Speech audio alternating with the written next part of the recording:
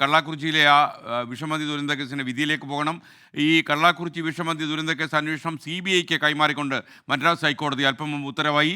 വിഷമദ്യം തടയുന്നതിൽ സംസ്ഥാന പോലീസിന് വളരെ ഗുരുതരമായ വീഴ്ചയുണ്ടായെന്നും ഈ മദ്രാസ് ഹൈക്കോടതി കുറ്റപ്പെടുത്തി. ദുരന്തത്തിൽ 67 പേർക്ക് ജീവഹാനി സംഭവിച്ചു. ചെന്നൈയിൽ നിന്ന് മുഹമ്മദ് റഹീസ് തത്സമയം ചേരുന്നു.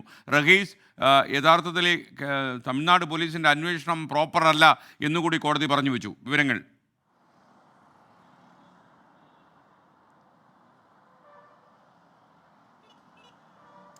SKN രൂക്ഷമായ വിമർശനമാണ് സർക്കാരിനും പോലീസിനും മദ്രാസ് ഹൈക്കോടതിയിൽ നിന്നുണ്ടായിട്ടിരിക്കുന്നത്. ഈ കള്ളാക്കുറിച്ചി വിഷമദ്യ ദുരന്തം എന്ന് പറയുന്നത് സത്യത്തിൽ രാജ്യത്തിന് തന്നെ ശ്രദ്ധ പതിച്ച ഒന്നാണ്. 67 പേരുടെ ജീവൻ നഷ്ടമായ ഒരു വിഷമദ്യ ദുരന്തം.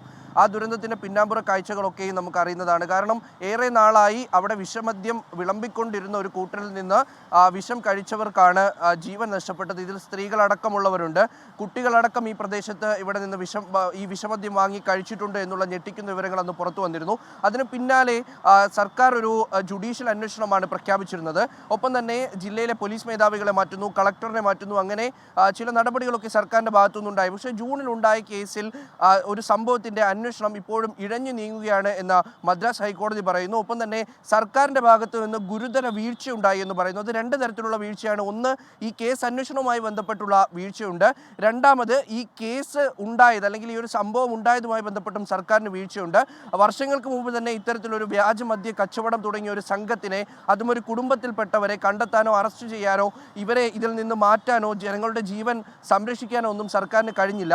അതിനുശേഷമാണ് ഒരു അന്വേഷണവുമായി സർക്കാർ മുന്നോട്ട് വരുന്നത്. കാരണം പ്രതിപക്ഷ പാർട്ടികൾ ഒന്നടങ്കം വലിയ തോതിൽ വിമർശനം ഉന്നയിച്ചിരുന്നു. ഒപ്പം തന്നെ ഘടകകക്ഷികളായിട്ടുള്ള തിരുമാവളവൻ്റെ പാർട്ടി പോലെ VCK പോലെയുള്ള പാർട്ടികൾ അതിരൂക്ഷമായി സർക്കാരിനെതിരെ വിമർശനവുമായി രംഗത്തെത്തി. അതിന് പിന്നാലെയാണ് സ്റ്റാലിൻ ഇത്തരത്തിലുള്ള ചില അന്വേഷണ കമ്മീഷനെ വെക്കുകയും ഒപ്പം തന്നെ ജുഡീഷ്യൽ അന്വേഷണം നടത്തുന്നു, സ്ഥലത്തെ പോലീസ് മേധാവി മാറ്റുന്നു, ഒപ്പം തന്നെ ആ ഒരു പോലീസ് സംഘത്തിനെ മുഴുവനായി ഷഫിൾ ചെയ്യുന്നു, സ്ഥലം മാറ്റുന്നു, അങ്ങനെ പല നടപടികളെടുത്തെങ്കിലും കേസിൽ സർക്കാരിന് വലിയ വീഴ്ച വന്നിട്ടുണ്ട് എന്നാണ് മദ്രാസ് ഹൈക്കോടതി പറയുന്നത്.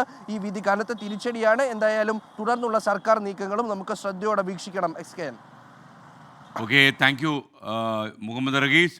കള്ളാക്കുറിച്ചി വിഷമദ്യ ദുരന്തത്തിൻ്റെ അന്വേഷണം CBI ഏൽപ്പിച്ചുകൊണ്ട് മദ്രാസ് ഹൈക്കോടതി ഉത്തരവായി എന്ന വാർത്തയാണ് ഈ മണിക്കൂർ വരുന്നത്.